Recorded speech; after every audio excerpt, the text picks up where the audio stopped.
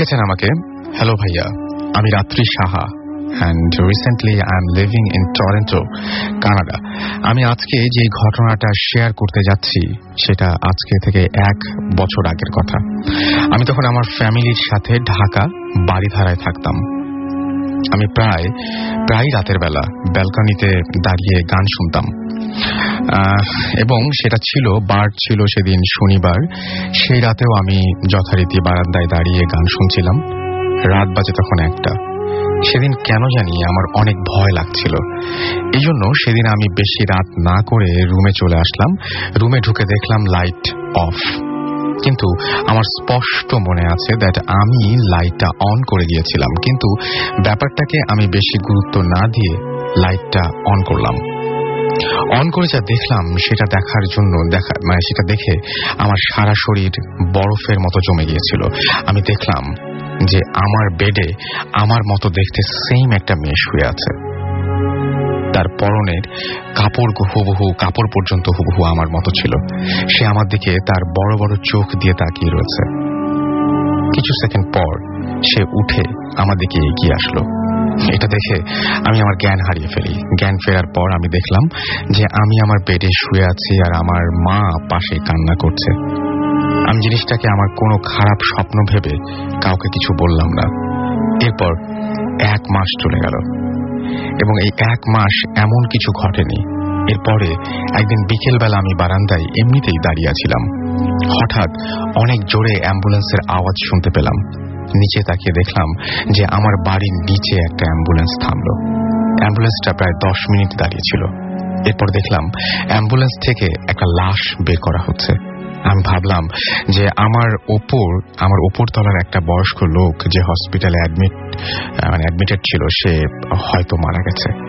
কিন্তু লাশটা যখন নিচে নামানো হলো তখন আমি যা দেখলাম সেটা মনে পড়লে এখন আমার হাত পা ঠান্ডা হয়ে যায়।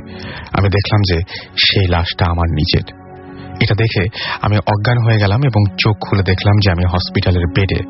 উঠে শুনলাম যে 3 দিন পর আমার হুঁশ এসেছে। আমি আমার মার কাছে ঘটনাটা শুনতে চাইলাম। আমার মা বলল সেদিন বিকেলে আমার মা বারান্দায় গিয়ে দেখে যে আমি নাকি অজ্ঞান হয়ে পড়েছিলাম। এরপর আমার বাবাকে কল দিয়ে বাসায় আনানো হয়। কোনো কিছুতেই আমার হুঁশ ফেরে নাই। আমাকে বাড়ির নিচের অ্যাম্বুলেন্সটা দিয়ে হসপিটালে আনা হয়। এটা শুনে আমি আরো বেশি ভয় পেয়ে যাই। আমি আমার মাকে জিজ্ঞেস করলাম যে অ্যাম্বুলেন্সটা কোথা থেকে আসলো। আমার মা বলল যে অ্যাম্বুলেন্সটা নাকি আগে থেকে নিচে দাঁড়ানো ছিল। সেদিন রাতেও আমাকে হসপিটালে রাখা হয়। সেদিন রাতে আমি হসপিটালে একটা স্বপ্ন দেখি। আমি দেখি যে একটা ছোট মেয়ে দাফনের কাপড় পরা, তার মাথায় অনেক লম্বা চুল। মেয়েটা দেখতে অনেক বেশি ভয়ঙ্কর ছিল। মেয়েটা তার অদ্ভুত কণ্ঠে আমাকে বলল যে আমি যদি কাউকে কিছু বলি তাহলে আমার সাথে অনেক খারাপ কিছু হবে, আর আমাকে বলল যে আমরা যেন সেই বাসা ছেড়ে দিই। স্বপ্নটা দেখার পর আমি জোরে চিৎকার দিয়ে উঠলাম। আমার মা বাবা দৌড়ে আমার কাছে আসলো। আমি যখন ওদেরকে সব বলা শুরু করব ঠিক ওই সময় আমি আবার অজ্ঞান হয়ে গেলাম। কিছুক্ষণ পর আমার জ্ঞান ফিরে আসার পর ডাক্তার বলল কোনো এক কারণে আমার কথা বলার শক্তি চলে গেছে। আমি ওই রাতের পর থেকে আর কথা বলতে পারিনি এবং ওইটার পর থেকে আর একটা শব্দ আমার মুখ দিয়ে বের হয়নি। অনেক ট্রিটমেন্ট করেছি, বাট কোনো কাজ হয়নি। শেষ পর্যন্ত আমরা এখন ঢাকা ছেড়ে কানাডাতে আমার ট্রিটমেন্টের জন্যই। এবং তারপরে তিনি লিখেছেন যে ভাইয়া আমার জন্য প্রে করবে যেন আমি আবার সুস্থ হয়ে ঢাকা ব্যাক করতে পারি। আমার স্টোরিটা পড়ে শোনালে আমি অনেক বেশি খুশি হব। সো এই ছিল ঘটনা, এবং আমি যদি এই ঘটনাটা এরকম ঘটেই থাকে তাহলে আমি দোয়া করি যে আপনি যেন সুস্থ হয়ে খুব দ্রুত আমাদের মাঝে ফিরে আসেন, এবং আশা করি যে আপনি আবারও কথা বলবেন। সেটা অবশ্যই সেরকম একটা প্রার্থনা আপনার জন্য আমাদের থাকে। আমরা তাহলে এখন ঘটনায় চলে যাই। ওকে, আমি ঘটনা শুরু করার আগে আমি কিছু কথা বলবো। সেটা হচ্ছে I want to thanks to my friends and my students who are listening today, and a special thanks to my best friend Maria and Rashid, my cousin Imon, Bappa, Simon, and that's it. So আমার স্টোরিটা আমি এখন শুরু করতে যাচ্ছি। সেটা হচ্ছে আমি আমার স্টোরিটা শুনি একটা জেলের ঘটনা। সো এটা বাংলাদেশের যে কোনো একটা জেলের ঘটনা। সেটা আপনার আমার একটা ফ্রেন্ড থেকে শোনা। সো ঘটনাটা এরকম যে আমার ফ্রেন্ড 2010-এ জেলে যায়। সো যে কোনো একটা কারণে ওখানে কয়েকটা মাস থাকতে হয় ওর থেকে। সো একটা জিনিস, একটা উইয়ার্ড থিং এক্সপিরিয়েন্স করছে, সেটা হচ্ছে ও যখন জেলে যায় তখন একদিন রাতে ও দেখে মিনস ও টয়লেটে যায়। টয়লেটে যাওয়ার পর যখন আসে তখন ওর পাশে যেটা ব্যাটমেট ছিল, তো ব্যাটমেট ওকে বলে তুমি এত রাতে মিনস টয়লেটে যেও না, আর যদি বা যাও তাহলে একলা যেও না, কাউকে সঙ্গে নিয়ে যেও। সো ও তখন রিজনটা জানতে চায় যে কেনই বা আমি এত রাত্রে গেলে কি সমস্যা। হয়তোবা আপনারা জানেন না, মানে রাত্রিবেলা কিন্তু আপনার ওখানে কারেন্ট থাকে না, সাধারণত জেলে থাকে না কারেন্ট। তো দেখা যায় কি এখন রাতে কারেন্ট না থাকাতে এখন ও যে ঘটনাটা মানে ও বললো আর কি আমার ফ্রেন্ডটা আমাকে, যে ওখানে আপনার ওই কি বলে আমার ফ্রেন্ডের মানে সে যে ব্যাটমেট ছিল সেই ব্যাটমেটটা বলতেছে যে এই যে আপনার জেলটা আছে সেন্ট্রাল জেলটা সিটুয়েটেড হওয়ার আগে ওই জায়গাটাতে শ্মশান ঘাট ছিল। তো দেখা গেছে কি ওই শ্মশান ঘাট থাকা অবস্থায় ওখানে 5 বোনের আত্মা থাকতো, যেটা আমরা বলি ডেভিল স্পিরিট। সো ওই 5 বোনের আত্মা থেকে 4 বোন চলে যায় যখন এই জেলটা সিটুয়েট করা হয়। তখন তার 1 বোন কিন্তু যে কোনো একটা কারণে ওই জেলে রয়ে যায়, এটা সিটুয়েট হওয়ার পরও রয়ে যায়। তো দেখা যায় কি ওই জিনিসটা থাকাতে প্রায় রাতে ওই জিনিসটা দেখা যায় যে আপনার মানে ওই যেটা আপনার ডেভিল স্পিরিট আছে সেটা সবাইকে ডিস্টার্ব করতো। ডিস্টার্বটা এরকম যে সবাইকে মেরে ফেলার চেষ্টা করতো, লাইক বুকের উপর বসে গলা চেপে মেরে ফেলার চেষ্টা করতো। তো আমার ফ্রেন্ডে যেটা আমাকে বলছে যে মানে ওই যখন একদিন রাতে ও মানে ঘুমানোর পর মানে হঠাৎ একটা বিকট শব্দ শুনতে পাই। শব্দটা হচ্ছে আপনার মানে একটা ছেলের শব্দ, সেটা বাথরুম থেকে আসে, ওদের বাথরুম থেকে যখন আসে তখন মানে ও ফরেন দেখে যে বাথরুমে যেয়ে দেখতেছে একটা ছেলে, মানে ছেলেকে মানে সামথিং ইনভিজিবল, যেটা দেখা যাচ্ছে না, যে কেউ একজন টেনে আসে এবং ওখানে যেগুলো সেল আছে যেহেতু সেলের দিকে টেনে নিয়ে যেতে যাচ্ছে, লাইক ওকে কে একজন টেনে নিয়ে যেতে যাচ্ছে। তো এখন ওই জিনিসটা দেখার পর মানে সবাই ওখানে যারা লোকজন সবাই এসে মানে আশেপাশে থাকে মানে খুব ভয় পেয়ে যায় যে আসলে কেন হচ্ছে এই জিনিসটা। তারপর কেউ একজন সাহস করে যে মানে ধরে ওকে নিয়ে আসে, মানে দোয়া কালাম পরে কোনো মতে নিয়ে আসে। তখন পরবর্তীতে দেখা যায় যে হাতে ওকে ধরছে সে হাতে পুরা আঁচড়ের দাগ এবং খুবই ব্লাডেড আঁচড়, মানে খুব জঘন্যভাবে আঁচড় দিছে। তারপর এরকম ঘটনা ঘটতে থাকে, প্রায় ঘটনা ঘটতে থাকে। তারপর আপনার যেটা লাস্টলি হয়েছে, যেটা আমাকে বলছিল আর কি, যে ওইখানে যেটা জেলার ছিল, জেলারকে স্বপ্ন দেখানো হয়েছিল যে যদি ওকে মানে এখান থেকে যদি ওই ডেভিল স্পিরিটটাকে যদি বের করতে হয় তাহলে একটাই অপশন আছে, যে পুরো জেলের যেগুলো দরজা আছে, সেলের ডোর আছে, সবগুলো ওপেন করে দিতে হবে আর কোনো গার্ড থাকতে পারবে না। যদি কোনো গার্ড থাকে তাহলে ও বের হবে না। It's not possible to do that. So দেখা গেছে কি এটা হয় নাই। তারপর পরবর্তীতে আরো অনেক ঘটনা ছিল এটার সঙ্গে, যে দেখা গেছে একদিন মানে একজন গার্ড নামাজ পড়তেছিল আপনার 2 তলায় 2nd ফ্লোরে। তো যখন নামাজ পড়তেছে তখন নামাজ পড়ার পর ওই পাশে জুতাটা রাখছিল, কিছুক্ষণ নামাজ পড়ার পরপরই দেখতেছে ওর পাশে জুতাটা নাই। সো ওই জিনিসটা আইডেন্টিফাই করার পর মানে দেখতেছে জুতাটা নিচে। সো এমন ভাবে মসজিদটা সিচুয়েটেড ছিল যে সিঁড়ির থেকে মানে আপনার যখন মসজিদ থেকে বের হয়ে সিঁড়ির নিচের থেকে দেখা যাচ্ছে যে ওর জুতাগুলো উল্টা হয়ে উপরে উঠে আসতেছে সিঁড়ি থেকে একা উইদাউট এনিথিং, মানে লাগতেছে এটা মানে শূন্যতে ভাসতেছে। তখন যখনই এটা উঠে আসতেছে ওই জিনিসটা খুব ঘাবড়ায় একদম 5th ফ্লোরে যে মানে একদম সবাইকে জেগে মানে এই ঘটনাটা সবাইকে বললো। এবং মানে এই জিনিসটা এখনো পর্যন্ত ওই জেলে এখনো পর্যন্ত আছে এবং এই জিনিসটা এখনো ঘুরে বেড়াচ্ছে। আচ্ছা, তো এই ছিল আপনার ঘটনা, রাইট? চলে যাচ্ছি আরো একটি ঘটনায়, এবং এই ঘটনাটি পাঠিয়েছেন আমাদেরই একজন লিসনার, যিনি আজকে আমাদের এখানে উপস্থিত হতে পারেননি কারণ তিনি ঢাকায় থাকেন না। পড়ছি তার ঘটনা। লিখছেন, আমার নাম সৈয়দ তারিক, আমার বাড়ি খুলনায়। আমি পটুয়াখালী বিজ্ঞান ও প্রযুক্তি বিশ্ববিদ্যালয়ে কম্পিউটার সায়েন্স অ্যান্ড ইঞ্জিনিয়ারিং অনুষদের 3য় সেমিস্টারের ছাত্র। আমি আজ আমার জীবনে ঘটে যাওয়া একটি বাস্তব ঘটনা আপনাকে লিখে পাঠাচ্ছি। আপনার ভালো লাগলে পড়ে শোনাবেন। দিনটি ছিল 2011 সালের 14 ফেব্রুয়ারি। ঠিক 1 বছর আগে প্রায় বলতে গেলে। আমি বিশ্ববিদ্যালয়ের এম কেরামত আলী হলের 4th তলার 406B নম্বর রুমে থাকতাম। আমাদের হলটি 4 তলা এবং এ ও বি দুটি ব্লকে বিভক্ত। সে সময় আমি প্রথম সেমিস্টারে এবং 4 তলা শুধু আমরা 4 জন রুমমেট ছাড়া বাকি সবাই ছিল সপ্তম সেমিস্টারের ছাত্র। সেদিন রুমে আমি ছিলাম একা, আর সিনিয়রদের ট্যুর থাকায় গোটা 4 তলায় ছিলাম আমি একা।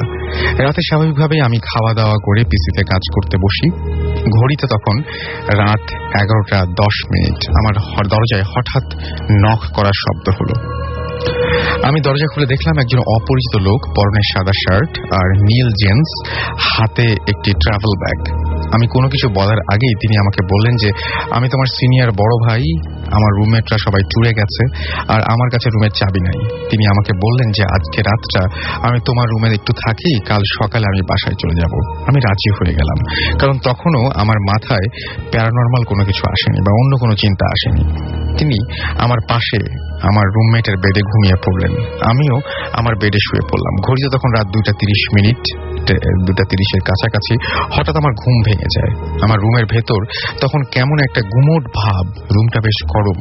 আমি আমার বিছানায় উঠে বসি এবং তখন যা দেখি তা মনে পড়লে আজও আমার গা শিউরে ওঠে। আমি দেখতে পাই যে সেই বড় ভাইটি আমার মাথার উপর ফ্যানের সাথে গলায় দড়ি দিয়ে ঝুলে রয়েছে। আমি তখন চিৎকার করতে চেষ্টা করি, কিন্তু আমার গলা দিয়ে কোনো স্বর বেরোয় না। এরপর অনেক চেষ্টার পর আমি দৌড়ে রুমের বাইরে যাই এবং চিৎকার করলে হলের অন্যরা সবাই বেরিয়ে আসে। তারপর আমি আমার সিনিয়রদের ব্যাপারটা বলি এবং তাদেরকে নিয়ে আমি রুমের ভেতরে যাই। তখন আমার ভয়টা আরো বেড়ে যায়। আমি গিয়ে দেখি আমার রুমে কেউ নেই, সেই ভাইটি নেই, তার ব্যাগ, জুতো, কোনো কিছুই নেই। তখন আমি আমার সিনিয়রদের কাছে জানতে পারি যে ওই রুমে 2007 সালের 14 ফেব্রুয়ারি মাসুদ নামে এক সিনিয়র ভাই আত্মহত্যা করেন, আর মৃত্যুর সময় তার পরনে ছিল সাদা শার্ট আর নীল জিন্স। আর ঘটনার শুরু এখানেই। তারপর আমি সারা রাত আর ঘুমোতে পারিনি। সকালে বাড়ি যাবার সিদ্ধান্ত নিয়ে বেরিয়ে পড়লাম। সৈয়দ তারিক আমাদের এই ঘটনাটি পাঠিয়েছেন। থ্যাংক ইউ আমাদের এই ঘটনাটি পাঠানোর জন্য। তো আপনি শুরু করেন, আপনি একটা ঘটনা বলতে চাইছিলেন। একটা হাই এভরিওয়ান, দিস ইজ ফারনান।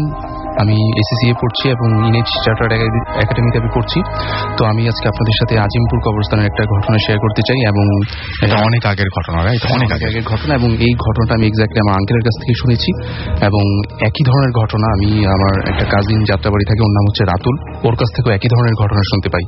তো ঘটনাটা বেশ পুরনো, প্রায় 35 থেকে 40 ইয়ার্স পুরনো এই ঘটনা। এবং আরেকটা কথা, যেটা এখন আমরা আজিমপুর কবরস্থানটাকে ঠিক যেভাবে দেখি, ঠিক ওই সময়টাতে ঠিক এরকম ছিল না। অনেক বেশি গভীর ছিল, ঝোপঝাড় ছিল, প্লাস মানুষ হয়তো ভিতরে ঢুকতো না। সন্ধ্যার পর প্রায় বিকালের পরেও কেউ ঢুকতে ভয় পেত। শিয়ালের ভয় ছিল, অনেক ধরনের ভয় ছিল তখন। তো ঠিক সেই সময় ঘটনাটা ঘটে এবং আমার আঙ্কেল আমাকে এই ঘটনাটা শেয়ার করেন। এবং হয়তো আপনাদের অনেকেও হয়তো এই ধরনের ঘটনা শুনে থাকবেন। তো আজকে এই জন্যই আসলে আপনাদের কাছে এই ঘটনাটা শেয়ার করা আমার। তো ঘটনাটা হচ্ছে, আমার আঙ্কেলের একজন রিলেটিভস মারা যায় এবং তাকে আজিমপুর কবরস্থানে দাফন করা হয়। তো দাফন করার আগে যে যারা কবর খোঁড়ে তাদের দিয়ে প্রথমে কবর খোঁড়া হয় এবং সেই কবরটাকে দেখার জন্য আমার আঙ্কেল সেটা দেখতে যান যে আসলে ঠিকমতো খোঁড়া হলো কিনা। তো সে যখন ওই কবরটা দেখতে যান তখন সে দেখেন যে একটা লোক ওই কবরটার মধ্যে, মানে কবরটা তো 4 কোণা থাকে এবং কাটা থাকে, প্রথমে যে মাটি উঠানো থাকে। তো ঠিক সেই সময়টাতে তখন দেখে যে একটা লোক সেই কবরটাতে বসে আছে। আচ্ছা, মানে দাফনের আগে ঠিক এটা। আচ্ছা, একটা লোক মানে ওই কবরটাতে বসে আছে, পা ঝুলিয়ে বসে আছে। তো লোকটার পরনে ছিল একটা ছেঁড়া পাঞ্জাবি এবং ছিল একটা ছেঁড়া লুঙ্গি। তো এটা দেখার পরে আমার আঙ্কেল মানে খুব একটা কথা বলে না, মনে করে যে হয়তো উনি হয়তো কোনো ফকির হবেন। তো এই জন্য সে তেমন আর কোনো তাকে রেসপন্স করে না, মানে কিছু বলেও না, জিজ্ঞেসও করে না। সে জাস্ট ওখান থেকে চলে আসে। আচ্ছা, তারপরে যথা রীতি অনুযায়ী মানে লাশ দাফন করা হয়। এবং ঠিক আরেকটা বিষয়, যেটা আমার আঙ্কেল যেটা আমাকে বলেন, যে ঠিক লাশ দাফন করার সময়ও ঠিক ওই লোকটা সবার পিছনে দাঁড়িয়েছিল এবং সবাই যখন মোনাজাত ধরছিল, মানে উনি কোনো মোনাজাত ধরতেছিল না। এটা একটা অবাক করা বিষয় ছিল। আমরা যেটা জানি যে সবাই যখন মানে লাশ দাফন করা হয় তখন সবাই আশেপাশে পরিচিত অপরিচিত সবাই মোনাজাত করে। আচ্ছা, কিন্তু ওই লোকটা মানে কোনো মোনাজাত করতেছিল না, কোনো মুভমেন্ট ছিল না। উনি জাস্ট এক দৃষ্টি ওই কবরটার দিকে তাকিয়েছিল। তো তারপরে আমার আঙ্কেল জিনিসটা বিষয়টা লক্ষ্য করে এবং তার কাছে খুব অবাক মনে হয়, এটা তো আসলে হওয়ার কথা না, কে আসলে আমাদের পরিচিত বা রিলেটিভস তো কেউ না। তো তারপরে যেটা হলো, লাশ দাফন করা হলো, লাশটা ঠিক দাফন করা হলো প্রায় আসরের আগে, এবং যার বাবা মারা গিয়েছিল সে এবং আমার আঙ্কেল ঠিক এর পর দিন ফজরের দিকে নামাজ পড়ে দেন কবর জিয়ারত করতে গেল। তো তারা যখন কবর জিয়ারত করতে আসলো তখন তারা দেখলো যে কবরটার ঠিক লাশটা যে আর কি যে সাইডে মাথাটা থাকে কবরের ঠিক ওই সাইড থেকে লাশ কবরটা খোঁড়া। আচ্ছা, কবরটা খোঁড়া এবং বেশ খানিকটা খোঁড়া এবং গর্তের মতো একটা করা। তো যার বাবা মারা গিয়েছিল সে দেখলো যে তার তো খুব অবাক করার বিষয় যে তার বাবার কবর এরকম কে কি করলো, কালকে দাফন করে গেলাম জাস্ট, রিসেন্টলি তো এরকম হওয়ার কথা না।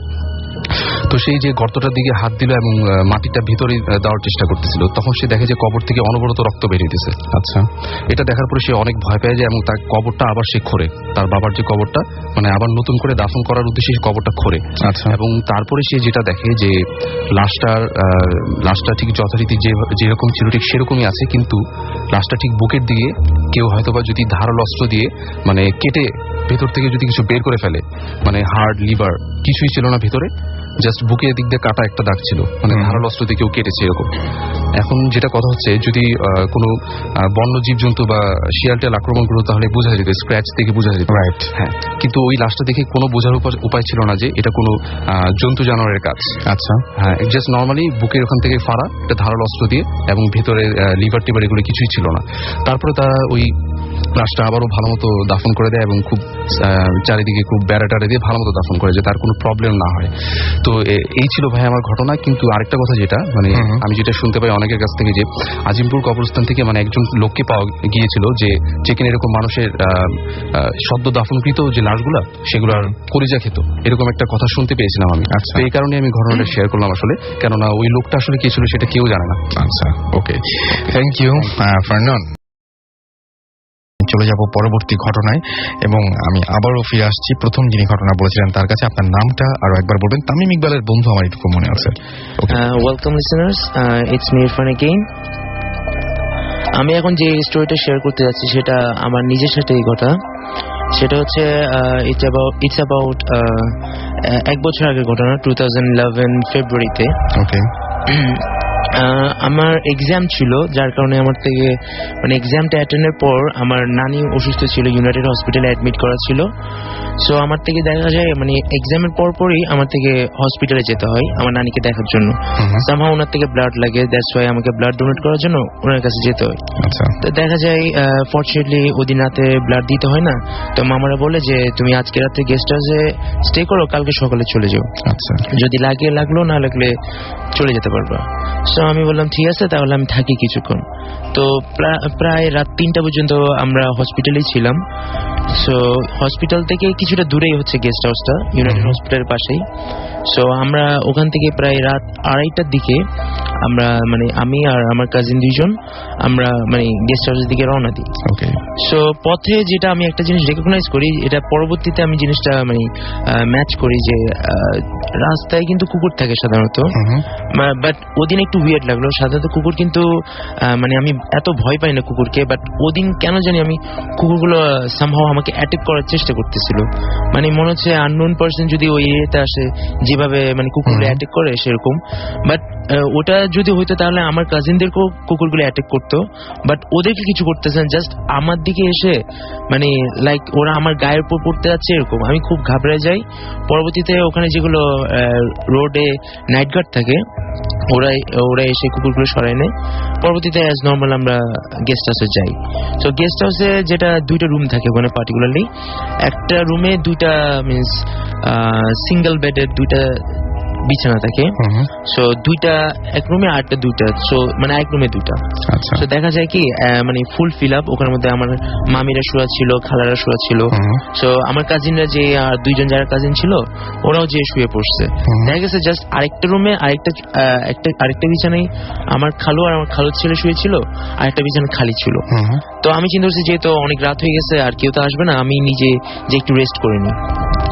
তারপর গেলাম রেস্ট করবার জন্য, ওখানে মশাই কিন্তু টাঙানো ছিল।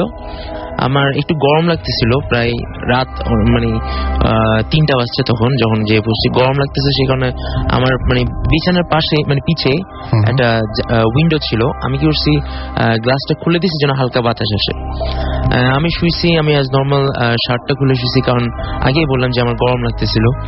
তো আমি যখন শুইতে যাই নর্মালি কিন্তু আগে একটা কথা বলে রাখি, সেটা হচ্ছে যেটা আপনার বোবাজিন যেটা বলে, বোবাজিন কিন্তু আমাকে অনেক ভারী ধরছে। এটা আমার জন্য বলতে গেলে একরকম নর্মাল ব্যাপার, কিন্তু ওইটা কি ছিল ওইটা আমি এখন ওই জন্য ডেফিনেশন দিতে পারবো না। এক কথায় যদি বলতে চাই, আমি যখন ডান কাত হয়ে ফিরি তখন আমার প্রায় খানিকটা ঘুম এসে যায়। তখন আমি যে জিনিসটা রিয়েলাইজ করি যে মিন্স হালকা একটা গরম বাতাস পিছের থেকে আসতেছে, আর আমি এটা ফিল করি জাস্ট আমার মাথায় চুলের মধ্যে লাগতেছে বাতাসটা। যখন আমি এই জিনিসটা রেকগনাইজ করি মানে তখন আমার প্রায় ঘুম, সে কারণে আমি আর ওই জিনিসটা ভালো মতো দেখার চেষ্টাও করি না।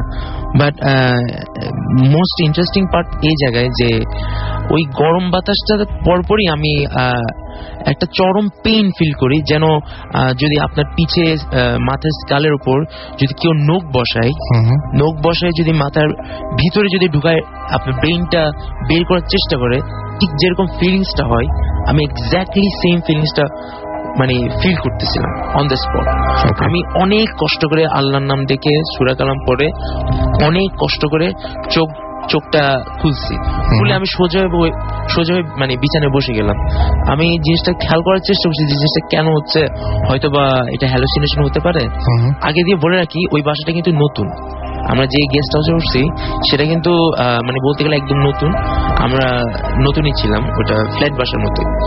সো এখন ওই জিনিসটার পর আমি খুব একটু মানে রেকগনাইজ করার চেষ্টা করি যে এটা কেন হচ্ছে। তখনই মানে কিছু পরপরই দেখি যে আমার মশারি যেটা ছিল সেটা সামহাও নড়তেছে, কিন্তু ফ্যান চালানো ছিল না, বলে রাখি ফ্যান চালানো ছিল না, মশারি নড়তেছে। মশারি নড়ার পর আমি বলছি এটা আমি কি চোখে ভুল দেখতেছি নাকি কোনো কারণে নড়তেছে, আর পরবর্তী দেখছি আমার গাটা কেন যেন একটু ভার হয়ে আসতেছে।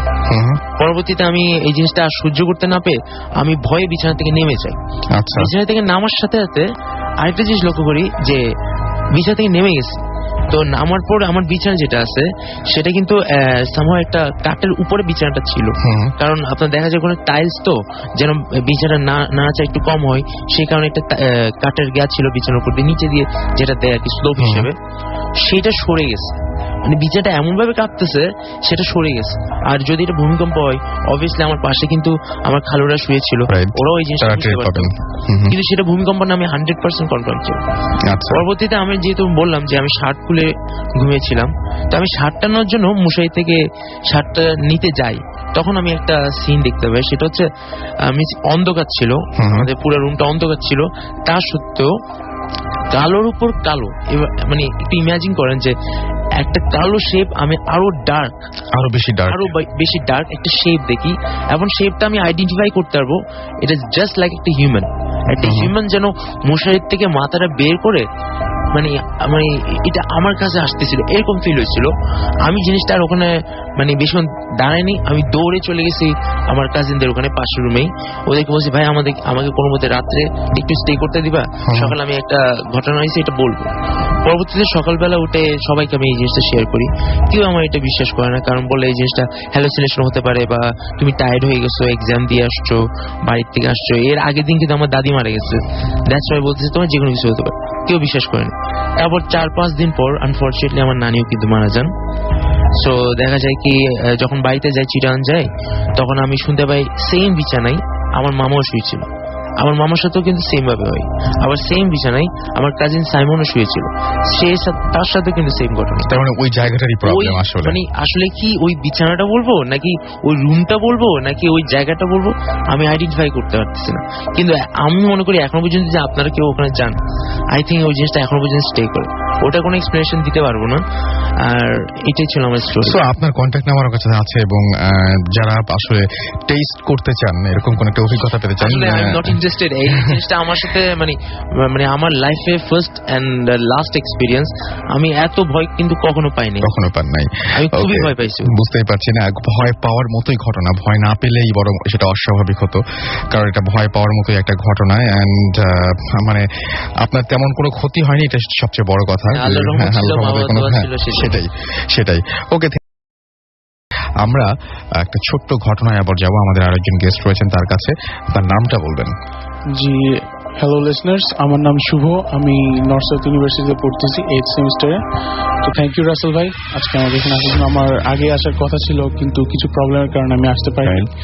তো আমার এক্সপিরিয়েন্স স্টার্ট করার আগে আমি হাই বলতে চাবো আমার আম্মুকে, আমার বোনকে এবং আমার ফাদারকে, আর আমার ফ্রেন্ড মাসুদ আর আসাদ শুনছে, ওদেরকে হাই বলতে চাবো। তো আমার যেই এক্সপিরিয়েন্স সেটা আমার আসলে ছোটবেলা থেকে হতো। আমি আগে ভয় পেতাম অনেক। তো আমার যখন ক্লাস 8-9-এ পড়ি, আমি অ্যাকচুয়ালি 9-10-এ আমার এসএসসি এক্সামের আগে, তো তখন আমার প্রবলেমগুলো খুব বেড়ে যায়। তো আমার অ্যাকচুয়ালি বাসা চিটংয়ে, তো সেখানে আমার রাতেবেলা আমি ঘুমাতে পারতাম না। তো ঘুমানোর টাইম হলে রাতেবেলা 12:30-1টার দিকে, তো আমি যখনই বেডে শুতাম তো আমার ফিল হতো যে আমার আশেপাশে কেউ আছে, কেউ হাঁটাহাঁটি করতেছে। তো আমি ফুটস্টেপ একদম ক্লিয়ারলি শুনতে পারতাম। তো কোনোদিন যদি আমার চোখ লেগে যেত, ঠিকই রাত 2:30-3টার দিকে আমার মনে হতো যে আমাকে কেউ টাচ করতেছে, কেউ ধাক্কা দিচ্ছে।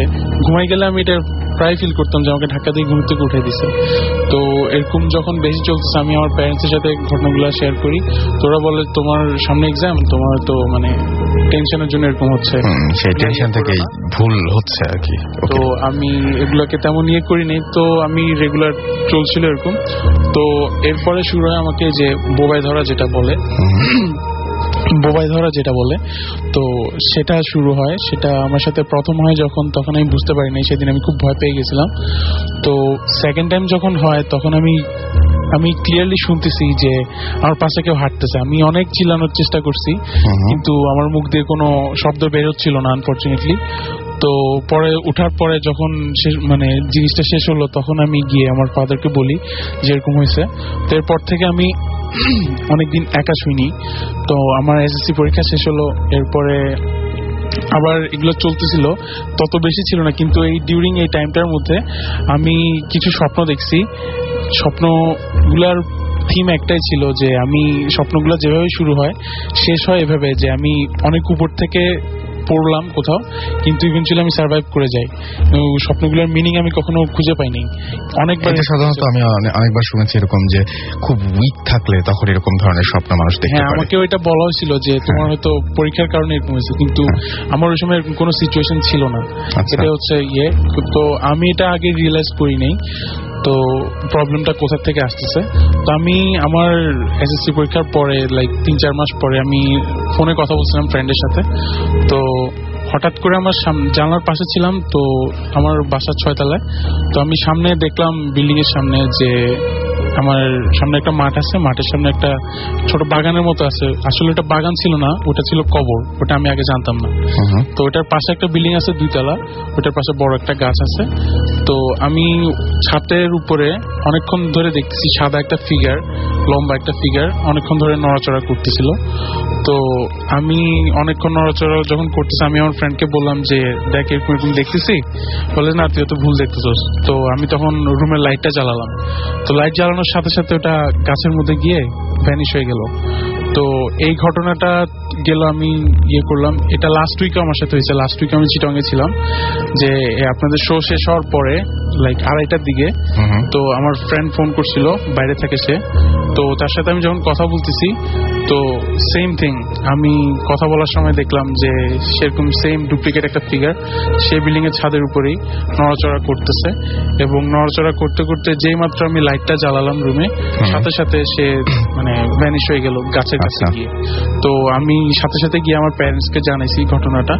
তো ওনারা বলল ওখানে কবরস্থান আছে, আর তোমাকে তো বলছি রাতেবেলা এত রাত পর্যন্ত জেগে থেকো না। তো আমাকে বাসা থেকে সবসময় নিষেধ করা হয় যে এত রাত পর্যন্ত জেগে থেকো না, কারণ 3টা 3:30টার দিকে এই সময়গুলো ভালো না। তো আমি যেহেতু অভ্যাস হয়ে গেছে, কারণ আমি এখন হয় না, আমার ফজর নামাজের আগে আমি ঘুমাতে পারি না, এখন অভ্যাস হয়ে গেছে এটা। আগে জোর করে সজাগ থাকতে হতো। তো এর আগে ঘুমালে যেদিনই ঘুমাইতাম এরকম হতো। আমি ঢাকায় যখন শিফট করি ইভেনচুয়ালি, তো আমি যখন ঢাকায় শিফট করি ইউনিভার্সিটিতে ওঠার পরে, তো ঢাকায় চলে আসার পরে আমি প্রথমে লেক সিটিতে ছিলাম, এরপরে আসি আমি বসুন্ধরাতে। তো বসুন্ধরায় আমি প্রথম যে বাসাটাতে উঠি সেটা ছিল একটা আন্ডার কনস্ট্রাকশন বিল্ডিং এর সামনে। তো ওখানে শুধু পাশে আমাদের তেমন কিছু ছিল না, খোলা ময়লার স্তূপ ছিল আমাদের বিল্ডিং এর পাশে। তো আমি যে রুমটাতে ছিলাম সেখানে প্রায় আমি 6 মান্থসের মতো স্টে করি, কিন্তু আমার তেমন কোনো কিছু ফিল হয়নি। তো আমার মাঝখানে কাজিন ছিল আমার সাথে 3 দিনের মতো, তো 3 দিন 2 রাত।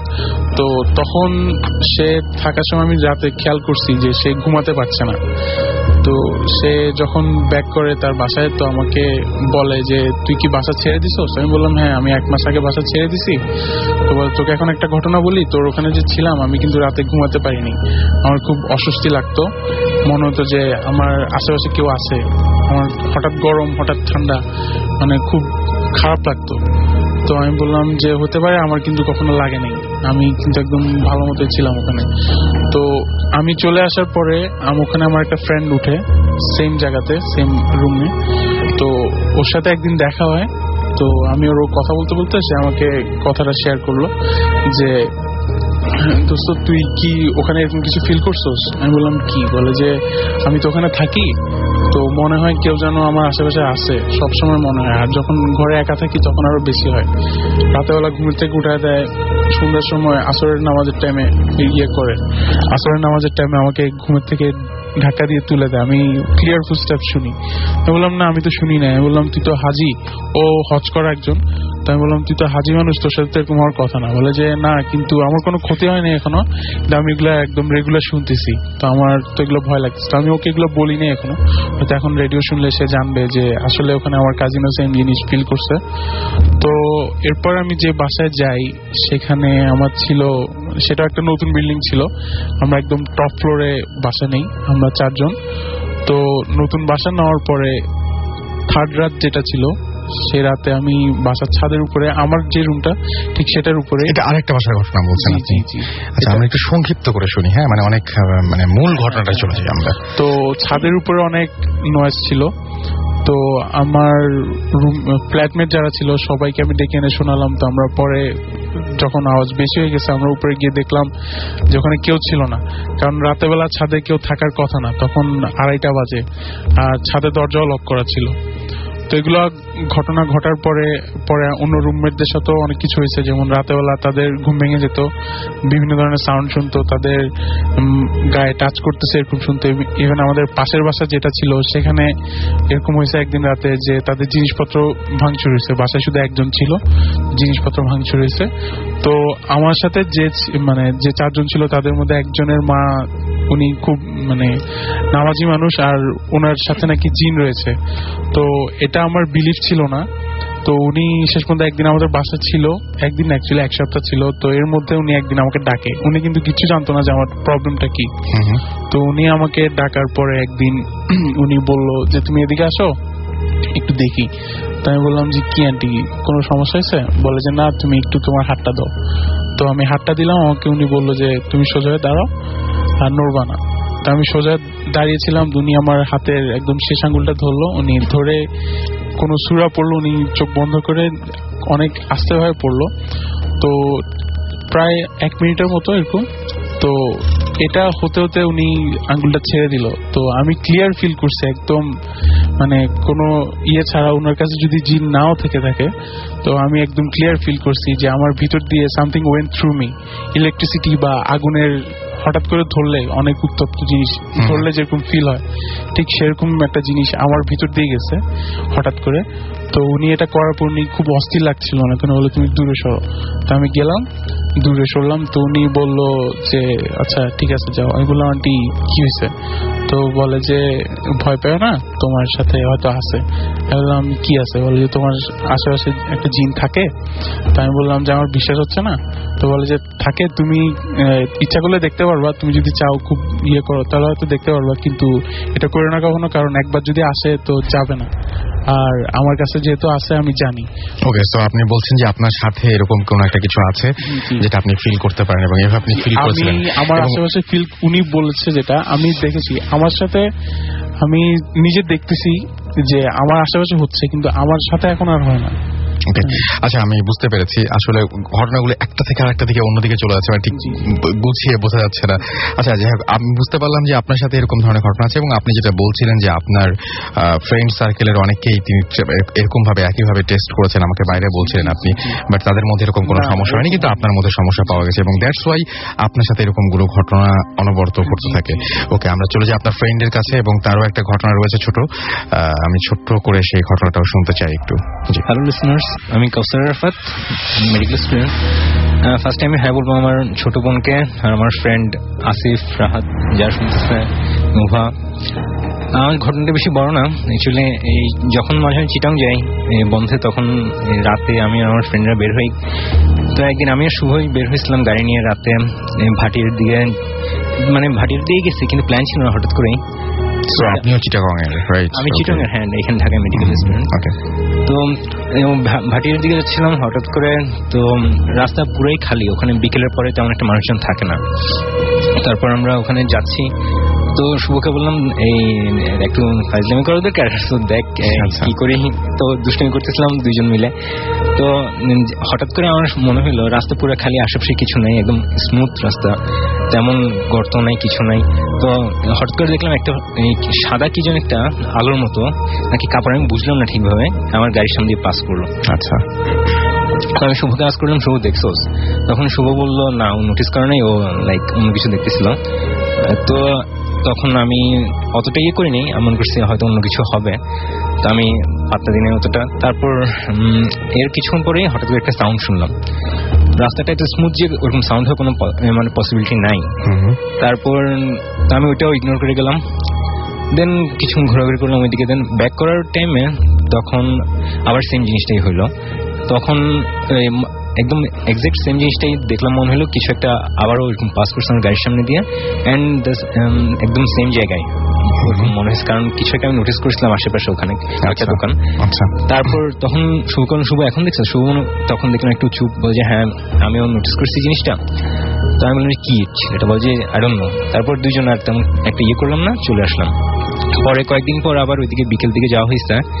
বিকেল দিকে যাওয়ার পর তো ওখানে এক জায়গায় দাঁড়িয়ে আমরা ফুচকা খাচ্ছিলাম। তো হঠাৎ করে একজন ওখানে মামাকে জিজ্ঞেস করলাম, মামা এদিকে কি এরকম খারাপ কিছু হয় বা সামথিং ওই টাইপের কিছু আসে নাকি, লাইক ভূত টুত বা ওরকম কিছু? তখন মামা বললো যে মামা রাতে তো আমরা এদিকে থাকি না, এদিকে তো কোনো মানুষজনই থাকে না, কারণ ভাটিয়ার ওইদিকে একদম খালি রাস্তা, ওইদিকে খুব একদম নির্জন, লাইক বলতে গেলে যে কেউ গেলে এমনি ভয় পাবে। তো বলে যে আমরা থাকি না, তবে শুনছি এখানে অতটা ভালো ইয়ে না রাতে, লাইক এরকম কি কি যেন শুনছো, এক্সাক্ট কিছু বলতে পারেন। এটাও কি আপনারা মনে করেন যে আসলে আপনার ফ্রেন্ড আপনার সঙ্গে ছিল বলে এরকম কোনো ঘটনা ঘটেছে? আমি শিওর না, কারণ আমার বাসার পাশেই বিশাল একটা কবরস্থান, ছোটকাল থেকেই দেখেছি, কিন্তু আমার লাইফে এরকম কিছু ঘটে নাই, এন্ড আমি কিছু বিলিভ করি না। আচ্ছা, এছাড়াও যে ফারনান, আপনিও বলছিলেন যে আপনার কাছেও এরকম, মানে আপনিও অনেক কিছু একটা সমস্যা ফেস করছেন, ছোট্ট করে বলা যায় সেই ঘটনাটা? হোস্টেলে যখন ছিলাম তখন যেটা হয়েছিল যে আমাদের হোস্টেলে মেনলি বাথরুম নিয়ে ঘটনাগুলো বেশি ঘটতো, এবং সেটা ছিল মিরপুরের একটা জায়গায়। তো সেখানে মেনলি যেটা প্রথমে হয়, আমার যারা রুমমেট ছিল তারা দেখতো যে যখন তারা একজন হোস্টেলের বাথরুমে যেত, তখন তারা তাদের হঠাৎ করে বাড়ি দিয়ে কি জানি লাইট অফ করে দিত। আচ্ছা, তারা মনে করতো যে হয়তো কেউ ফান করে করতেছে, কিন্তু একসময় তারা যখন সবাই সিরিয়াসলি বলল যে আমরা আসলে কেউ এরকম করতাম না, তখন আসলে ব্যাপারটা বোঝা গেল। আর ওই হোস্টেলটা, আমরা যে রুমটাতে থাকতাম ঠিক নিচের ফ্লোরই ছিল লাশ কাটার ঘর। তো সবাই একটু ভয় পেত, এবং এক্স্যাক্টলি ওই হোস্টেলের ঠিক ছাদ থেকেও একজন সুইসাইড করছিল, এরকম একটা ঘটনা শুনতে পাওয়া যায়। আর আমার সাথে যেটা ফাইনালি ওখানে হয়েছিল সেটা হচ্ছে যে, মানে আমাদের ওখানে প্রচুর মশা ছিল, তো আমরা ওই একটা থালার ভিতরে মানে মশার কয়েল জ্বালিয়ে রাখতাম রাতের বেলা। তো আমি একদিন হঠাৎ করে রাতে 12:30 একটা দিকে ঘুমাইছি, রাতে সবাই ঘুম, হোস্টেল রুমে সবাই ঘুম। তো একসময় হঠাৎ করে দেখি যে মানে আমার ঘুমের মধ্যে মনে হচ্ছিল যে আমার রুমে কেউ হাঁটতেছে, মানে কেউ হাঁটলে যেরকম একটা শব্দ সাউন্ড শোনা যায় সেরকম একটা সাউন্ড। তো হঠাৎ করে ওই আমার মনে হচ্ছে যে আমার যে রুম, আমার যে বেডের পাশে যে থালাটা, ঠিক সেটাতে হয়তো কেউ পাড়া দিছে, এরকম একটা যে ঝনঝন করে শব্দ ওঠে। তো তখন আমি হঠাৎ ভয় পেয়ে গেলাম, অনেক চিন্তা করলাম যে কে আসলো হঠাৎ আমার বেডের সামনে। তখন আমি জাস্ট আমার উপর থেকে যে আমার ব্ল্যাঙ্কেট ছিল সেটা সরালাম, তারপর দেখলাম যে আমার পাশে কেউ নেই। তারপর সবাই ঘুম থেকে উঠলো, সবাইকে বললাম যে তোরা কি কেউ আসছিলি? তখন ওরা সবাই অস্বীকার করে বললো যে আমরা কেউ এরকম আসিনি। তো তারপর থেকে মেনলি আমাদের মানে আমি ওখান থেকে চলে এসে বাসায় শিফট হয়ে যাই, পরে আর আমার সাথে তেমন কিছু হয়নি। কিন্তু ওই হাসপাতাল সম্পর্কে যেটা আমি জানি, মানে আমাদের হোস্টেলটা ছিল হাসপাতালের ঠিক ফ্রন্ট ফ্লোরে, মানে একদম উপরের তলায় ছিল আমাদের হোস্টেলটা। যেটা শুনি যে ওই হাসপাতালটা ছিল মিরপুর এলাকার অনেক পুরনো একটা হাসপাতাল, এবং ওই হাসপাতালে দেখা যেত যে অনেক যুদ্ধের সময় অনেক লাশ বা অনেকে যারা মুমূর্ষু রোগীদের নিয়ে আসা হয়তো, কিন্তু ডাক্তারের অভাবে বা ডাক্তার থাকতো না হয়তো যুদ্ধের সময়, এরকম অনেকে অকালে মারা যায় এবং তাদের লাশ ওখানেই পচে যায়। এরকম অনেক ঘটনাই আমরা শুনতে পাই সেখান থেকে। ওই আমাকে লিখেছেন যে হ্যালো, আমি মোহাম্মদ মহিনুল ইসলাম রনি, আমি ফার্মগেট ঢাকা থাকি। আমি এখন যে ঘটনাটা বলবো তা আমার দাদির কাছ থেকে শোনা। আমার দাদির মতে ঘটনাটি সত্যি। বর্তমানে আমার দাদি খুব অসুস্থ, তাই আপনারা সবাই তার জন্য দোয়া করবেন। আমার ঘটনা শুরু এখানে এক গ্রামে, যদিও দাদি গ্রামের নাম বলেননি। সেই গ্রামে এক দম্পতি ছিল, তাদের কোনো সন্তান ছিল না। তবে সেই মহিলা খুব রূপচর্চা করত এবং সাজগোজ করে থাকতো। তার স্বামী ও তার গুরুজনের কথা মানত না। একদিন হঠাৎ সেই মহিলা কঠিন জ্বরে মারা যায়। পরে তাকে দাফন করা হয়। তার স্বামী খুব ভেঙে পড়ে এবং সে যেটা করে সেটা হচ্ছে যে যদিও সেই মহিলা তার স্বামীর কথা শুনতো না, তবুও স্বামী তাকে মন প্রাণ দিয়ে ভালোবাসত। মারা যাওয়ার 2 দিন পর রাতে সেই মহিলার স্বামী এক খারাপ ও ভয়ঙ্কর দুঃস্বপ্ন দেখে তার স্ত্রীর আযাব হচ্ছে, যেমন আগুনে পুরানো একটা শেপ এবং একটা সাপ এবং কামড় দিচ্ছে। এই সমস্ত সব স্বপ্ন তিনি দেখেন। পরে সেই লোক কিছু মনে নিল না এটা স্বপ্নটা দেখার পরেও, কিন্তু সেই রকম স্বপ্ন সে আরো একদিন দেখলো। তার কেমন যেন লাগতে শুরু করলো এবং তিনি মসজিদের ইমাম এবং আরো কয়েকজনকে নিয়ে কবর খুঁড়তে যান। যখন তার কবর খোঁড়া শেষ করে তারা সবাই, তখন দেখে যে কাফনের কাপড় পরে আছে, কিন্তু মহিলার লাশ সেই কাফনের কাপড়ের ভেতরে নেই। তারা খুব ভয় পায় এবং অবাক হয়, কারণ মাত্র 4-5 দিনের মধ্যে লাশ মাটির সাথে মিশে যেতে পারে না। আবার শিয়াল যদি খেয়ে থাকে তবে তার চিহ্ন থাকতে হবে, সেই চিহ্ন ছিল না। পরে লোকটা তার ঘরে ফিরে যায়। হাত মুখ ধুয়ে যখন খাটের দিকে তাকায়, সে দেখতে পায় যে একটা মহিলা শুয়ে আছে, তার দিকে তাকিয়ে আছে এবং তার শরীরের নানা স্থানে আঘাতের দাগ। তার চোখ নেই, সেখান থেকে রক্ত পড়ছে এবং হাত পায়ের আঙুল নেই, ঠোঁটো কাটা এবং মাথায় একটাও চুল নেই। লোকটি দেখে এবং সে সেই স্থানে জ্ঞান হারায়। এর কিছুদিন পরে লোকটি মারা যায় এবং কোনো একটি কারণে লোকটার কবর তার স্ত্রীর কবর থেকে অনেক দূরে কাটা হয়। এই হলো তার দাদির কাছ থেকে শোনা ঘটনা এবং দাদি বলেছেন যে এটা সত্যি এবং দাদির মতে সেই মহিলার এই অবস্থা হয়েছিল কারণ মহিলাটি ছিল ঠিক মান্যগণ্য করতো না বা ঠিকভাবে থাকতো না বলেই এরকম একটা ঘটনা ঘটেছিল এবং সবার সাথে খারাপ ব্যবহার করতো, তার ফলশ্রুতিতে এটা হয়েছে। এটাই তার দাদির মতামত আর কি। প্রথম যে শুরু করছেন আমি তার কাছে আবারও যাচ্ছি, প্লিজ আপনার ঘটনাটা বলবেন। Welcome back listeners, it's me again Irfan. সবার আগে একটু আমি একটা জিনিস ভুল করছি, যেটা ভুল না, অ্যাকচুয়ালি আমার ফ্রেন্ড একজনের নাম মিস করছি, দ্যাটস ওয়াই আমাকে এসএমএস করছে যে ওর নামটা বলার জন্য। সো থ্যাঙ্কস টু ফারহান যে আমাকে ইন্সপায়ার করছে। সো আমি এই স্টোরিটা শুনছি আমার একটা আঙ্কেল থেকে। আমি যখন ছোট ছিলাম তখন দুবাইতে থাকতাম। সো এখন এই স্টোরিটা হয়েছে দুবাইতে ঘটনা। আচ্ছা। সো দুবাইতে আপনার সাধারণত দুবাই টু শারজা রোড থাকে। যারা দুবাইতে আছেন তারা অবভিয়াসলি জানেন যে দুবাই টু শারজা রোডগুলো অনেক বড় থাকে এবং ওখানে কোনো রোড পারাপারের জন্য কোনো অ্যালাউ নেই। আচ্ছা। সো ওখানে আশেপাশে যেটা থাকে একটা বাউন্ডারি দেওয়া থাকে, লাইক নেট দেওয়া থাকে, যেন কেউ যেন রাস্তায় নাও থামায়, যেন কেউ রোড পারাপার না করে। সো দেখা যায় কি একদিন আমার আঙ্কেলের ফ্রেন্ড দুবাই থেকে শারজা যাচ্ছিল, শারজা টু দুবাই যাচ্ছিল। তখন উনি চিন্তা করে যে এখন তো অনেক দূরে দিয়ে ঘুরে যেতে হবে, ওনার একটা আইডিয়া মাথায় আসছে যে একটা শর্টকাট ওয়ে আছে, ওই রোডটা দিয়ে যাই। সো এখন ওই রোডটা দিয়ে উনি যখন যাচ্ছিলেন সাধারণত আমি আগে বলে রাখি যে ওই রোডটাতে কিন্তু সাধারণত কোনো গাড়ি চলাচল করে না। ওটা রিজনটা আমি পরে বলতেছি। যখন উনি রাস্তা দিয়ে যাচ্ছেন তখন উনার গাড়িটাই ছিল ওই পুরো রোডের মধ্যে, তখন কিন্তু কোনো গাড়ি ছিল না। সো উনি যাচ্ছে হঠাৎ করে দেখে, মানে আমি বলে রাখছিলাম যে ওখানে কিন্তু কোনো লোকজন থাকে না আশেপাশে, কারণ ওটা অনেক বড় রোড, ঠিক আছে। এখন যদি আশেপাশে থাকেও একটা অ্যাস্টনিশিং ফ্যাক্ট হচ্ছে এখানের মধ্যে যে আশেপাশে হচ্ছে জাস্ট আপনি যদি রাইট সাইডেও দেখেন সেখানে হচ্ছে আপনার ডেজার্ট, লেফট সাইডেও যদি দেখেন সেটা হচ্ছে ডেজার্ট। এখন হয়তো বা অনেক প্লেস হয়েছে, এখন জায়গা হয়েছে, কিন্তু তখন ইটস অ্যাবাউট 10 years ago, 10 বছর আগের ঘটনা এটা। সো দেখা গেছে কি উনি চালাচ্ছে, হঠাৎ দেখি একটা মহিলা যে জাস্ট ওয়েভিং করতেছে গাড়ি থামাবার জন্য। সো উনি মানে যখন গাড়ির লাইটটা অনেক দূর যায়, সাপোজ রাত্রিবেলা তো বুঝাই গাড়ির লাইটটা অনেক দূর পর্যন্ত যায়, আপনি হেডলাইটের কথা বলছেন, হেডলাইটের কথা বলতেছি। সো দেখা যাচ্ছে কি মহিলাটা মানে যখন মানে ড্রাইভারটা যখন দেখে তখন কয়েকটা সেকেন্ডের জন্য চিন্তা করে যে আসলে মানে মহিলাটা এত রাতে এইখানে এমন একটা নির্জন জায়গায় কেন বা দাঁড়িয়ে আছে, এত কিছু মানে ফার্স্টে এই জিনিসটা চিন্তা করছে। তারপর পরদি বল না থাক, মনে কোনো বিপদে পড়ছে, অথবা গাড়ি নষ্ট হয়ে গেছে, যে কোনো রিজনই হতে পারে। আমি ওকে জিজ্ঞেস করি কি জন্য। এখন গাড়িটা ঠিক থামাইলো, থামাবার সাথে সাথে মহিলাটা বলে যে আপনি সামনের দিকে যাচ্ছেন, আমাকে একটু লিফট দিবেন। ড্রাইভারকে বলে, ড্রাইভার বলছে ওকে, আমি আপনি লিফট দিতে পারবো। সো ফাইন, উনি গাড়িতে উঠলো। গাড়িতে ওঠার পর উনি নর্মালি যাচ্ছে। নর্মালি যেতে যেতে কিছু দূর যাওয়ার পর একদম আমি আগে বললাম রোডটা কিন্তু একদম নিস্তব্ধ, ওখানে কোনো গাড়ি নেই এক্সেপ্ট ওনার গাড়িটা ছাড়া। সো এখন যখন কিছু দূর যাওয়ার পর মহিলাটা বলতেছে দাঁড়ান, এখানেই থামো। হঠাৎ করে বলছে জাস্ট এখানে থামো। এখন লোকটা বললো আচ্ছা ঠিক আছে, থামলো। লোকটা পর এখন মহিলাটা যে আপনার টাকাটা দিবে মানে বের হয়ে গেছে, উনি গাড়ির থেকে বের হয়ে গেছে মহিলাটা।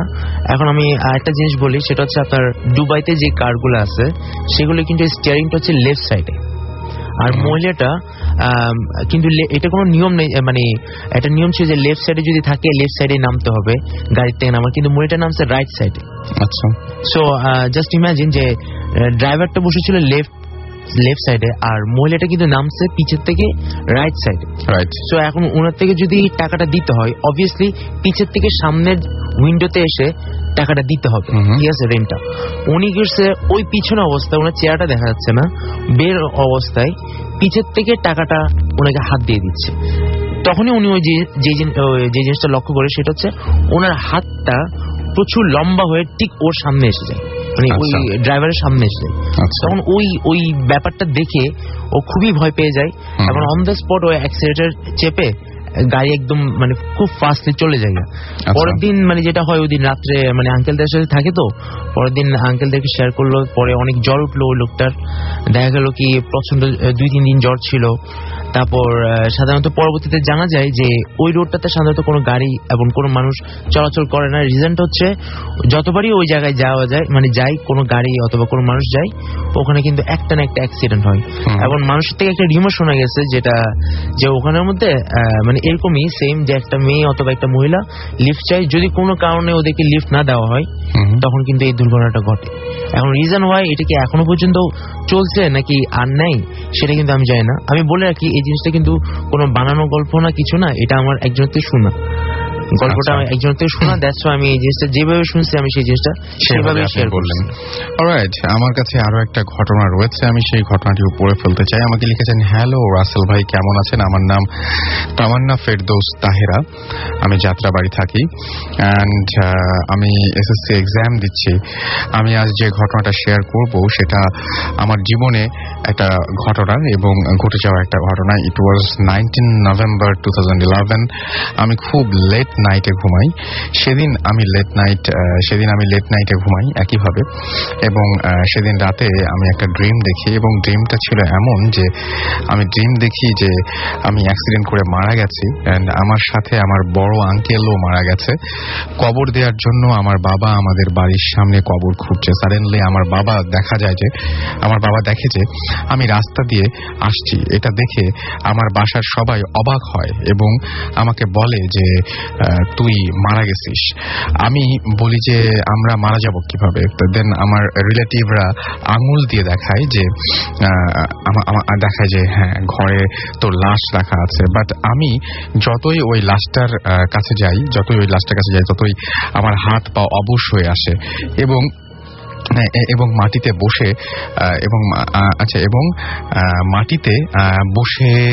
বসে তারপরে কি বুঝতে পারিনি। যাই হোক, আমি লাশের কাছে যাই এন্ড আমি আমার লাশটাকে দেখি এন্ড মাটির সাথে মিশে যাই এন্ড আমার ঘুম ভেঙে যায়। তখন আমি ঘড়ির দিকে তাকিয়ে দেখি যে রাত 3টা বাজে এবং তখনই আমার মোবাইলে ফোন আসে এবং আমার বড় আঙ্কেল মারা গেছে এই খবরটি আমি পাই এবং আমি যেটা ড্রিমে দেখেছিলাম। এর 4 days পরে 24 নভেম্বর 2011 আমি দেখি একই ড্রিম দেখি এবং আমি এবার দেখি যে আমার এলাকার এক আঙ্কেল মারা গেছে এবং পরদিন সকালে শুনি যে আমার ওই আঙ্কেল মারা গেছে। এভাবে আমি 4 times একই ড্রিম দেখি এবং যারা মারা যায় তাদের দেখি।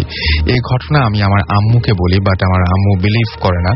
এরপর আমার জীবনে যে ভয়ঙ্কর রাতটি কাটাতে হলো 11 ডিসেম্বর 2011। আমি সাধারণত আমার আপুর সাথে ঘুমাই, বাট ওই দিন আমার স্টাডি শেষ করে আমি পড়ার রুমে ঘুমাই। তখন আমার মেবি রাত 3টা হবে।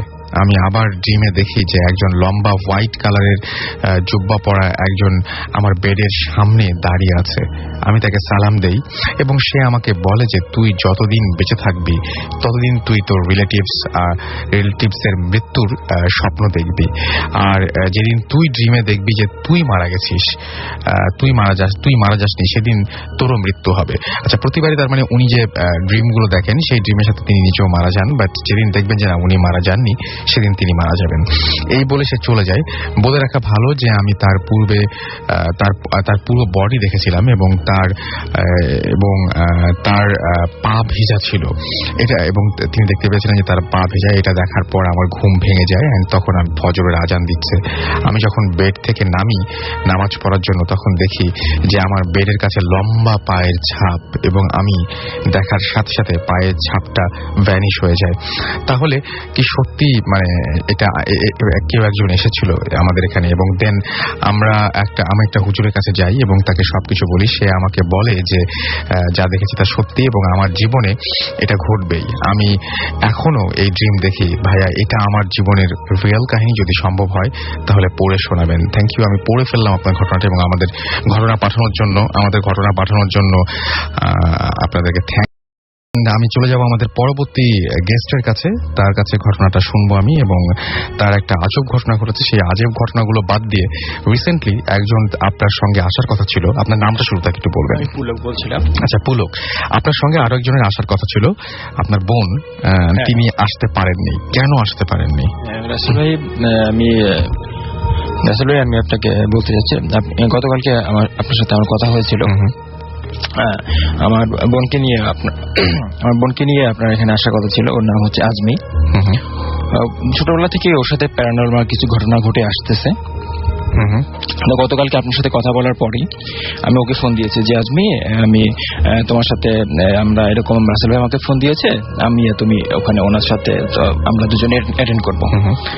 তো আমি ওকে বলার পর বললাম যে তুমি এক কাজ করো, তোমার সাথে যে ঘটনাগুলো ঘটেছে এরকম 2-3টা ঘটনা তুমি লেখো। আচ্ছা। তো বললো ঠিক আছে ভাই, আমি ঘটনাগুলো লিখছি, আমি তাহলে বিকালবেলা আসবো। আমি বললাম ঠিক আছে, তুমি বিকালে আসো। আমি তখন ওকে বিকাল 5টা-6টার দিকে ফোন দিলাম। বললো যে ভাই আমার শরীরটা ভালো লাগছে না, আমি ঘটনা একটা লিখছি, আমি আগামীকাল সকালে আসি। আমি বললাম ইটস ওকে, তুমি সকালবেলায় আসো। তো জাস্ট সন্ধ্যা 7:30 বা 8টা এরকম হবে। আমার ওর বাসা থেকে ফোন আসছে, ওর বড় বোন ফোন দিয়েছে, আফরোজা। আচ্ছা। আমাকে বললো যে ভাইয়া আজমি তো হঠাৎ করে এরকম অসুস্থ হয়ে পড়ছে। আমি কি বললাম কি হয়েছে? বললো এরকম আপনি ঘটনা লিখতে বলছিলেন। ও ঘটনা লিখছিল। তো ঘটনা লিখতে লিখতে হঠাৎ করে ও বললো যে ওর হাত ব্যথা করছে। আচ্ছা। এবং সে হাত ব্যথা করার কারণে ঘটনা লিখতে পারছে না। তো ও যখন ঘটনা লিখছিল প্লিজ বলেন। ওর যখন ঘটনা লিখছিল তখন বিছানায় শুয়েছিল, ও অনুভব করলো যে বিছানার পাশে কে যেন বসে আছে। ও কিন্তু পাশে আসলে কেউ ছিল না। ও মনে করছে যে ওর ছোট ওর ভাগ্নিরা পাশে হয়তো আছে, কিন্তু পাশে আসলে অরিজিনালি কেউ ছিল না।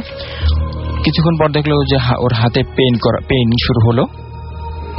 ও ঘটনা লেখা স্টপ, মানে একদম টোটালি স্টপ হয়ে গেল। তারপরে কিছুক্ষণ পরে ওর হাতটা মানে মোচড় দিয়ে পিছনে ব্যাকে নিয়ে গেছে। কে নিয়ে যাচ্ছে, পাশে কেউই নেই। এবং পাশাপাশি 2টা খাট ছিল, আর খাটে আমাদের এক রিলেটিভ শোয়া ছিল। ও কি করলো কি, সে মরণ অবস্থায় সেই খাটের উপরে থ্রো করলো। কেউ ফিকে মানে মনে হলো যে ওকে ধাক্কা মেরে ওই খাটের উপরে ফেললো, এবং তার দুজনেই খাটের উপর থেকে নিচে পড়ে গেল। এবং আশেপাশে ওই রুমে ওনারা 2জন ছাড়া কেউই ছিল না, টোটালি কেউ ছিল না। এবং আমাদের বড় বোন এসে দেখলো যে আজমির গাড়ির উপরে দেখা যাচ্ছে যে সাদা রঙের আলো, এবং সে পড়ে আছে অসুস্থ অবস্থায়, এবং কোন জ্ঞান নেই, অজ্ঞান অবস্থায় পড়ে আছে। তারা বিছানার উপরে উঠাইলো ওকে বিছানার উপরে ওঠানোর পরে দেখা গেল যে ওর কোমরে একটা তাবিজ পরা থাকে, 4টা তাবিজ থাকে সেই কোমরে। তাবিজগুলো নাই। ওনারা তাবিজগুলো খুঁজে তাড়াতাড়ি করে খুঁজে দেখা গেল তাবিজগুলো নিচে পড়ে আছে। তাবিজগুলো ওনারা কোমরে বেঁধে দিল, কিন্তু তারপর ওর হুঁশ আসলো না। এরপরে সূরা জিন এবং অন্যান্য দোয়া দুরূদ পড়ার পরে প্রায় 2 ঘন্টা পরে ওর হুঁশ আসছে। এবং হুঁশ আসার পরে এই ঘটনাগুলো ওকে জিজ্ঞেস করলো যে কি ঘটেছিল। বললো যে এরকম আমার হাতে কে যেন ধরে আমার হাতটা মোচড় দিয়ে আমাকে ওই জায়গায় ফেলাই দিছে। আচ্ছা। এবং এই ধরনের ঘটনা মাঝে মাঝেই ওর সাথে ঘটে। ওকে, থ্যাংক ইউ। আমি মিজান। প্রথমে রাসেল ভাই আপনাকে অনেক ধন্যবাদ আমাকে আবার কল করার জন্য। তো আমি আজকে যে ঘটনাটা শেয়ার করব সেটা এই রিসেন্টলি আমার সাথেই ঘটা একটা ঘটনা। তো গত রোববার দিবাগত রাতে আমি আমার বাসায় শুয়ে আছি, আমার ওয়াইফ সাথে ছিল। তো হঠাৎ করে রাত 3টা সাড়ে 3টার দিকে আমি হঠাৎ করে ঘুম থেকে চোখ মেলার পরে আবার চোখ বন্ধ হয়েছে, কিন্তু তখনই মনে হলো যে কোন একটা ছায়ার মতো আমার জানালা দিয়ে আমাদের ঘরে ঢুকার পরে আমার পায়ের ভিতরে পায়ে চেপে ধরছে। পরে আমি চিৎকার দেওয়ার চেষ্টা করতেছি, কিন্তু চিৎকার দিতে পারতেছি না। তারপরে কিছুক্ষণ পরে আমার বুকের উপর আইসা বসার পরে আমার গলার ভিতরে হাত দিয়ে চেপে ধরার পরে আমি চিৎকার দিতেছি, কোনো শব্দ বের হইতেছে না। প্রায় আধা ঘন্টার মতো আমার ওয়াইফকে আমি ডাকার পরে এক সময় ও উঠে আমাদের ধাক্কা দেয়, কি হয়েছে। কিন্তু ও যখন ধাক্কা দেয়, মানুষকে যদি বোবায় ধরলে কিন্তু হাত অন্য কারো টাচ লাগে এটা ছেড়ে দেয়, কিন্তু আমাকে ছাড়তেছে না। তো আমি ওইভাবে বলতেছি যে আমার আব্বাকে একটু ডাকো, আব্বাকে ডাকো বলতেছি, এত আস্তে বলতেছি, আমি বুঝতেছি কিন্তু আমার ওয়াইফ বুঝতেছে না। তো এক পর্যায়ে ও অনেকবার জিজ্ঞাসা করলো কেন কি বলতেছো। তো যখন বললো যে আব্বাকে ডাকবো, আমি মাথা ঝুলালাম যে আব্বাকে ডাকো। তো আব্বাকে ডেকে আনলো, ডাকার পরে আব্বা বলতেছে কি হয়েছে। পর আব্বা দেখে এই অবস্থা। পর আমার আব্বা 5 ওয়াক্ত নামাজ পড়ে, উনি খুব পরেজগার একজন ব্যক্তি। তো উনি সূরা টুরা পরে ফু দিতেছে, আমার শরীরে ধাক্কা দিতেছে, কিন্তু কিছুতেই আমার মুখ দিয়ে শব্দ বেরোতেছে না। আমি আস্তে আস্তে কথা বলতেছি, তো ধাক্কা দিতেছে। এক পর্যায়ে দেখে যে আমার ছাড়তেছে না। তারপরে আমার আব্বা সরিষার তেল পরে আমার 2 কানে আর নাকে ঢুকায় দেয়। তখন আমি লাফ দিয়ে খাটে উঠা বসি। তারপর আব্বা বলে যে কি হয়েছে। আমি বলি যে এরকম আমার বুকের উপরে কেউ বসেছিল, আমার গলার ভিতরে চেপে ধরছে, আমার মুখ দিয়ে শব্দ বেরোতেছিল না।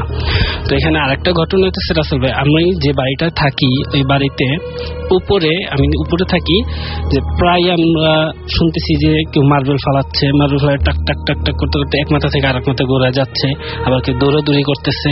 আবার অনেক রাতে শুনতেছি ঝাড়ু দিতেছে কেউ সিঁড়ি।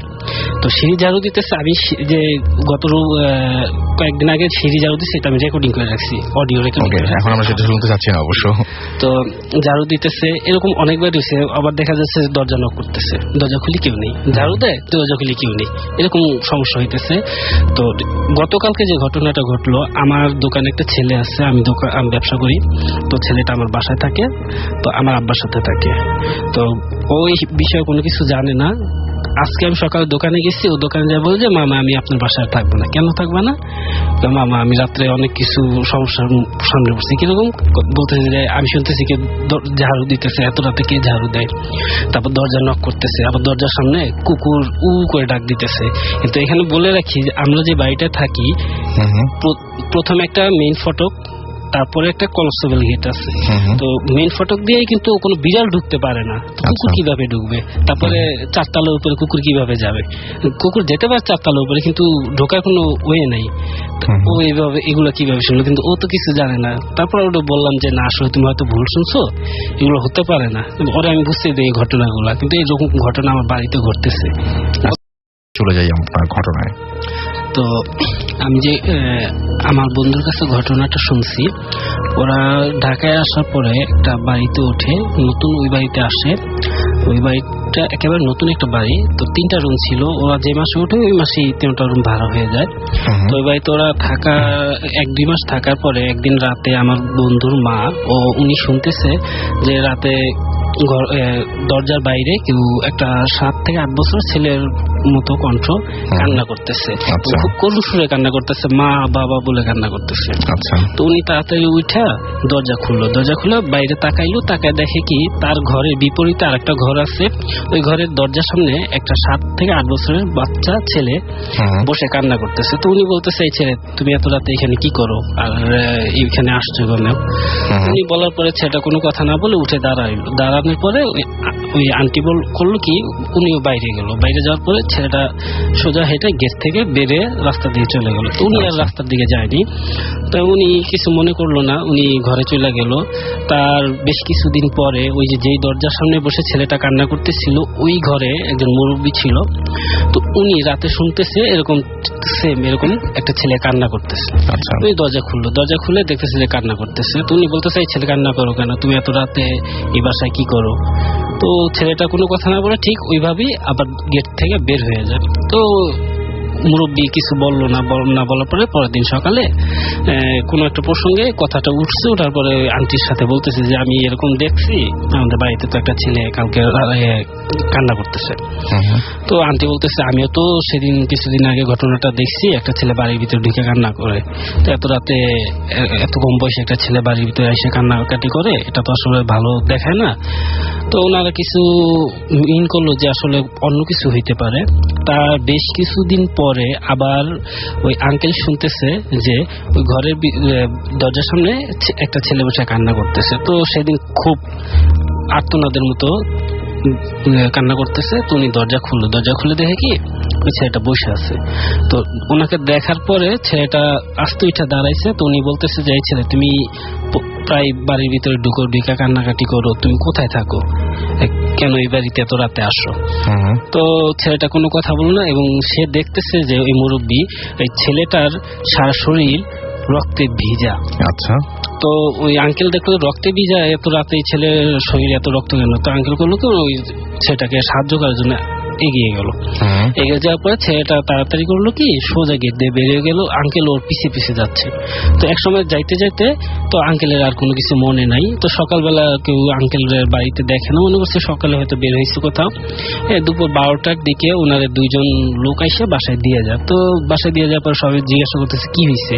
তো আঙ্কেল বলতেছে যে আমি এরকম দেখছি একটা ওই ছেলেটা সারা শরীরে রক্ত মাখা। তারপর আমি ওর পিছিয়ে গেলাম। তারপর আমার কিছু মনে নেই, কিন্তু আমি যখন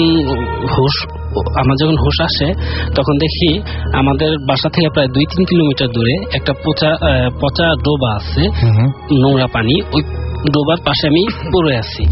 তারপরে লোকজন আমাকে ধরে এখানে দিয়ে যায়। তো এই ঘটনা শেষ হওয়ার প্রায় 2-3 মাস পরে হঠাৎ করে ওই বাড়িতে পুলিশ আসে। পুলিশ আসার পরে ওই বাড়ির যে বাড়িওয়ালার ছেলে ছিল ওকে হ্যান্ডকাপ করে নিয়ে আসে এবং বলে যে কি হয়েছে, দেখাইতে বলতেছে কোথায় কি হয়েছে।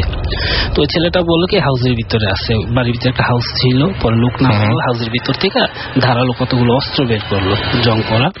তারপরে ছেলেটার বাড়ির ছেলেকে বলতেছে কাজ কোথায় করছো? তো ছেলেটা বলতেছে এই ঘরের ভিতরে, ওই যে মুরব্বী যে ঘরে থাকে ওই ঘরের ভিতরে নাকি ওই বাচ্চাটাকে তারা মারছে। তারপরে বলে যে লাশ কোথায় ফেলেছো? পরে বললো যে এরকম একটা ডোবায়। তো ওই ওইখানে গিয়ে ওই যে মুরব্বী যে ডোবার সামনে পড়েছিল ওই ডোবা থেকে বাচ্চাটা লাশটা উদ্ধার করে। আচ্ছা, এটা পত্রপত্রিকায় দিচ্ছে। আচ্ছা, তার মানে হচ্ছে ব্যাপারটা হচ্ছে এরকম যে ঘটনাটা দেখেছিল সেরকম একটা ঘটনা ছিল, বা যে ভিকটিম তাকে সে আগে থেকে দেখতে পেয়েছিল, এরকম একটা ঘটনা আপনি বলতে চাচ্ছেন। ওকে, থ্যাংক ইউ সো মাচ আপনার